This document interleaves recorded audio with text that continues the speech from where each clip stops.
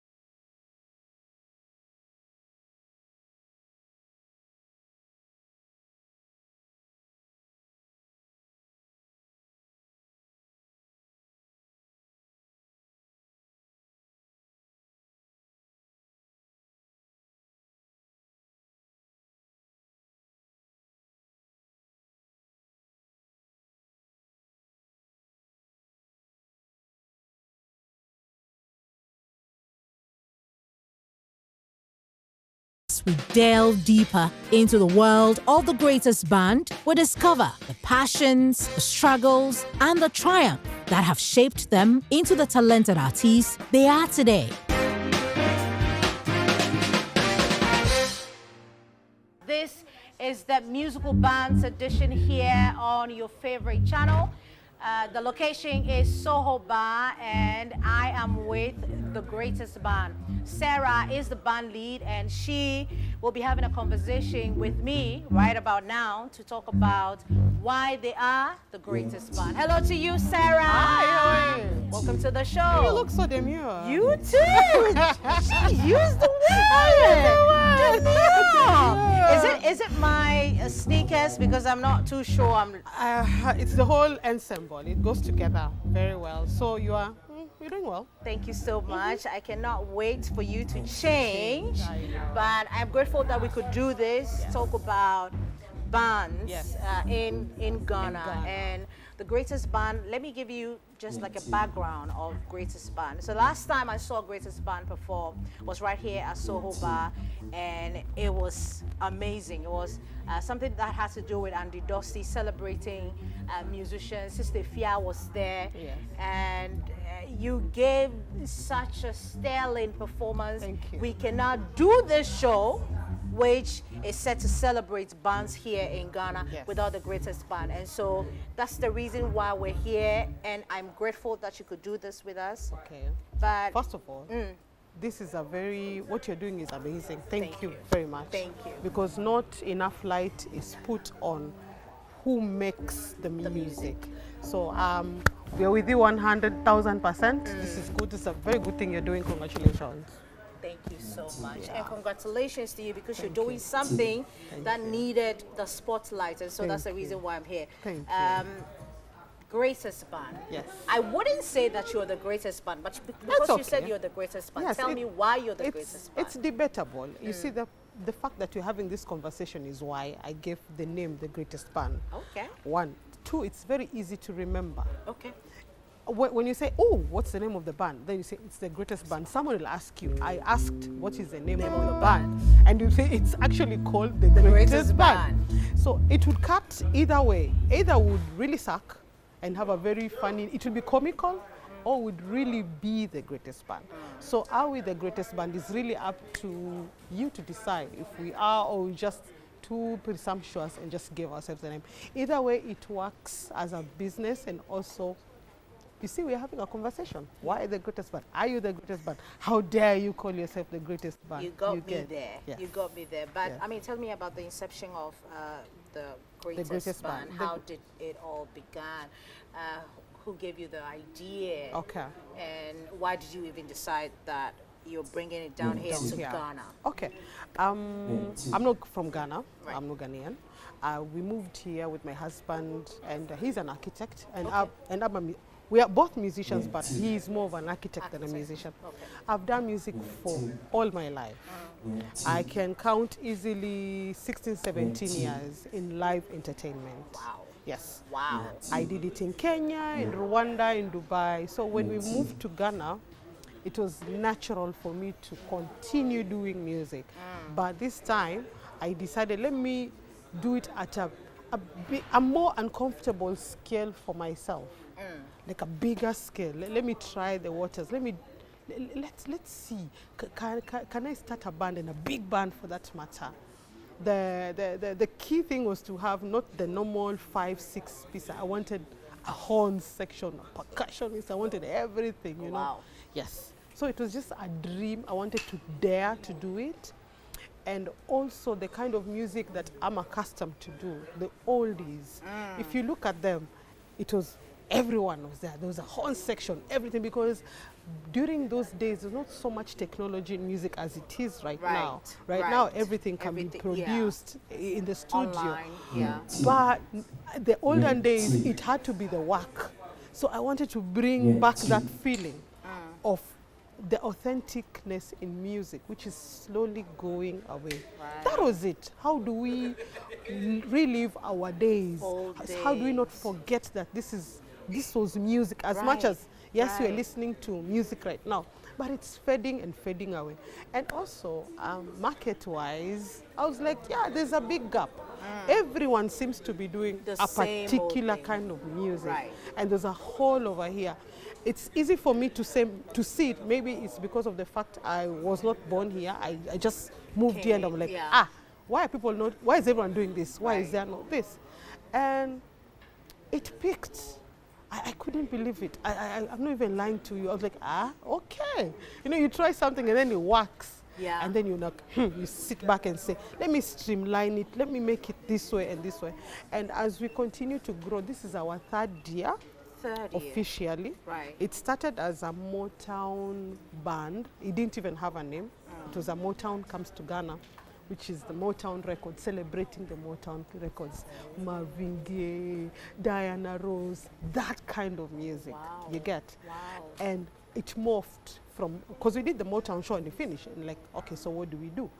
Okay, let's continue now with, let's give this group a name, and let's follow it up and then pick other genres as we continue. And that is how we ended up here. Oh, wow. Yes. And how did we get to pick, you know, all these musicians in the group? It has been a process. I cannot tell you that the people I started with are the ones that are here. Though I do have old members. I have people who I started with from scratch and they're still here. But as we continue to grow, some fell, some joined in, because it's very difficult to sell a dream to a large number of people. You get, because this is, it's not it's unlike other businesses. The profits are not now.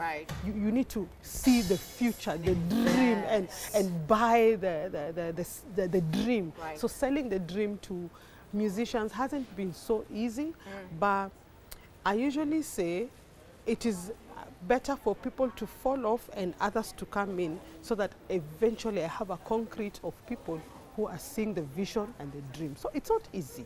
It's not easy at all, but I'm happy the fruits are being seen, and now guys are interested. It is.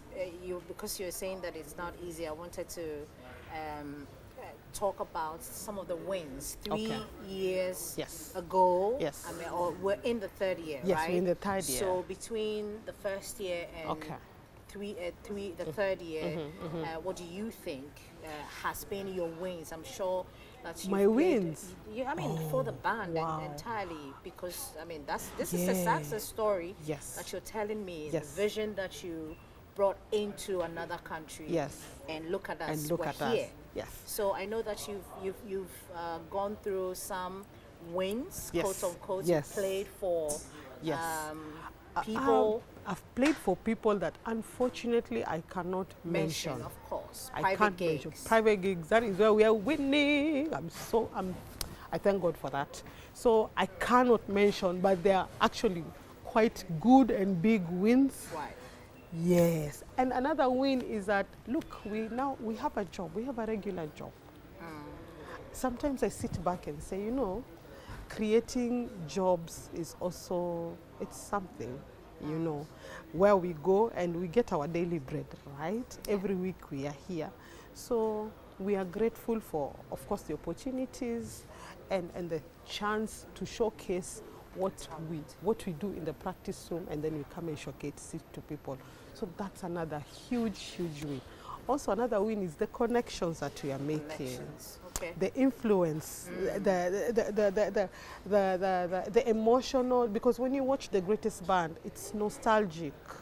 Every time. So someone is like, oh my God, this song, I have not heard this song, or I remember this song. For me, that's a win, because I've taken you emotionally to a place where, you know, where... I'm not looking forward to, but now I've gotten it, I get it. Yes. Wow. And that is it. Okay. That is it. Some of the impacts that you've made in between this 3 years of music, I also would want to talk about you as a musician and trying to excel in the music industry here in Ghana. Okay. The bands section, I must call it. Okay. What do you make of the industry? When we talk about musical bands, first of all. Okay. I am not one to, I won't say much about the industry. One is because I moved here in 2019. Okay. So I do not know the background of how the bands have been. Because of course I came here and there were bands already. This is something of like, oh, there is a gap here. Let me try to see if I can do something about it, and here we are. Which is also advantageous to me, because what we do is purely organic. It's not influenced by anyone, because I have no blueprint from here that I'm trying to emulate. I'm coming with my own ideas. I sit with my band, I say, oh, I feel this, let's do this. And they can tell me, oh, here, it doesn't go like this. I'm like, okay, so how best are we able to put my idea in what goes on and come up with something fresh, something new? So for that, my honest answer is I cannot really be the one to say, oh, this, people should do this. No. That's okay. Yes. But having been somebody who is championing old school, organic stuff, do you think that social media has played a part in making those organic music creation? Have we lost that? Social media, by now, has added something else to it? Do you think that we're missing out on the actual organic songs, creating of those songs, and giving us those powerful renditions of music that has lived time. Okay. Social media, you can't ignore it. You can't close your eyes and say, I'm ignoring social media. I myself, I'm not very social media person. I think it's because of the generation I come from. If I should say so. Yeah, I won't be on my phone all the time, but I do realize that we cannot ignore that part, and we have to move with the times. So yeah, social media has helped us in that we also, you see, when we are, like, for example, let me take you through a process of selecting a song. Fortunately, I have in my head a very, very big repertoire of songs, and fortunately God gave me, if not one, then 2 gifts is song selection. If I wasn't in a band, I would have been a DJ. But an old school, song selection. Yes, old school. The Motowns and everything. I think I can. That's what I tell myself. I don't know. It should be tried and tested. So what I do is because of social media, the YouTubes and TikToks and over, I can always go and say, this song, because not every song is easily covered. Accessible. Yeah, and you can't cover them. You need to see how has somebody done this, and then you look at so it's possible. So sometimes even my band members will tell you, I can say, okay, or someone has brought a song and it's a good song, it's a catchy song, then it seems impossible to do it. Then I go to the internet, I go to, there's a band that cover it. Then we can do this. It has been done by human beings, so we can do it. We can also do it. And another thing is, now that we are beginning to be active on social media ourselves, we have our own social media manager with us. The young generation is starting. Yeah, they get to see and they get interested. They get interested. They go like, oh, well, this song. You know, some songs have been. You hear a song, you're like, this song was in the 80s. It is now sung by somebody else in a different style. So they get to know, oh my God, there's nothing new under the sun. Every song has been sung before. What we are hearing is the new kind of songs, new genre, but they come from somewhere. So in that, we are also spreading the word and trying to, tell the young people that, guess what? Before this, there was this. Yeah. Yeah. Do you have issues when you cover people's songs, you play them, like face copyright issues and all of that? So far, not really. I wouldn't say bands, otherwise there will be no bands. Okay.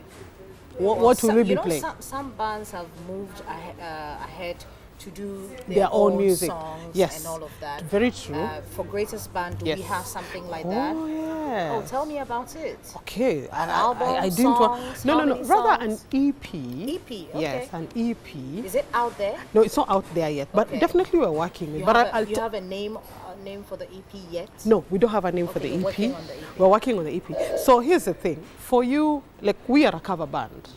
Not the only cover band in Ghana or the world. We cover songs. Right.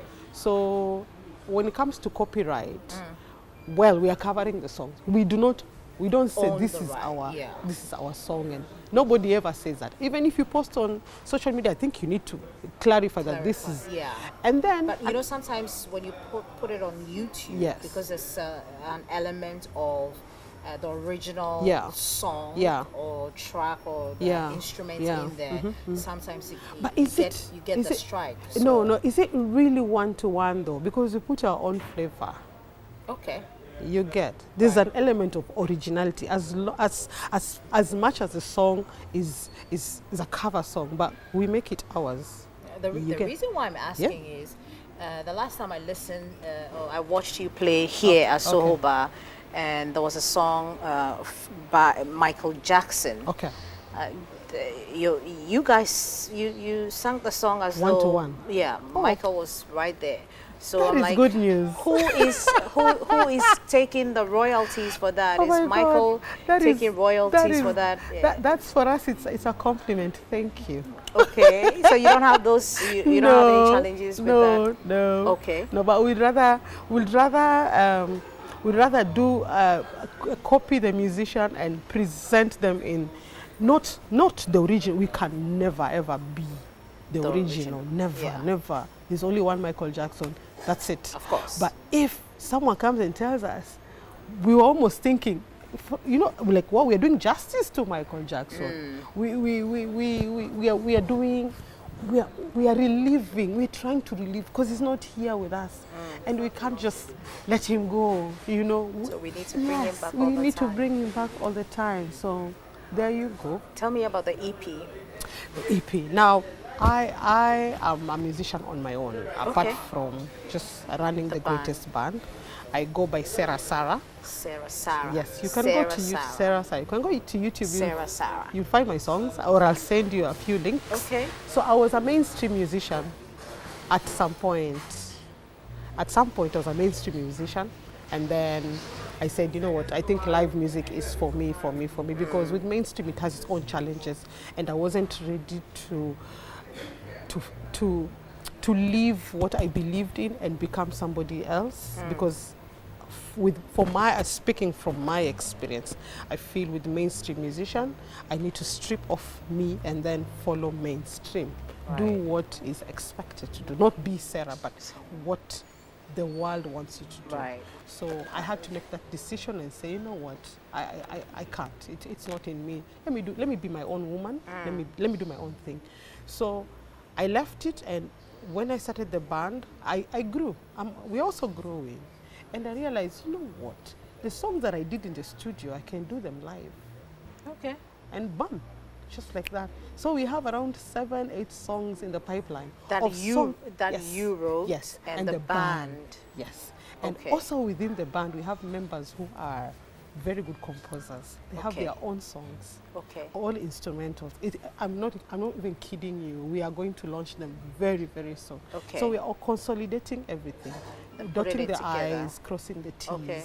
And then we launch and say the greatest band is just not only doing covers, but we have our own stuff. Yes. That's interesting. Yeah. Well, I know that you're not,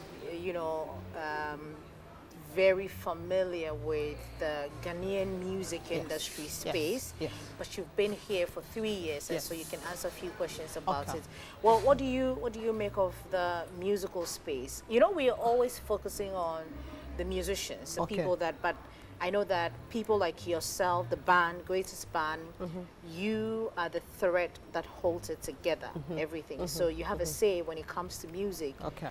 And so the music industry in Ghana, looking at the space, obviously they're not doing what you're doing, which is the old school. It's a new genre going on with the Afrobeat and all of that. You know, we have high life here. Yes, you do. How are we using that high life when you sit back and listen? And just listen from your perspective. My perspective. This is Sarah talking, and bam. What do you feel? Right. First of all, when I was moving to Ghana, I was very excited. Be careful what you wish for, let me tell you. Okay. The way you said it's like... Before I even knew I was moving to Ghana, I've always wanted to come to West Africa to do music. Okay. Because I feel there's so much authenticity here. It's so rich. The African music is rich.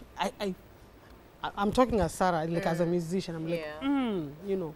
So Ghana, when Ghana came, I was like, you know, like, very excited. Very excited. I can't wait to go even to Senegal, to Togo, to experience all this. So the space, and from where I come from, outside looking in, I feel your industry is doing quite well. Okay. The authenticity.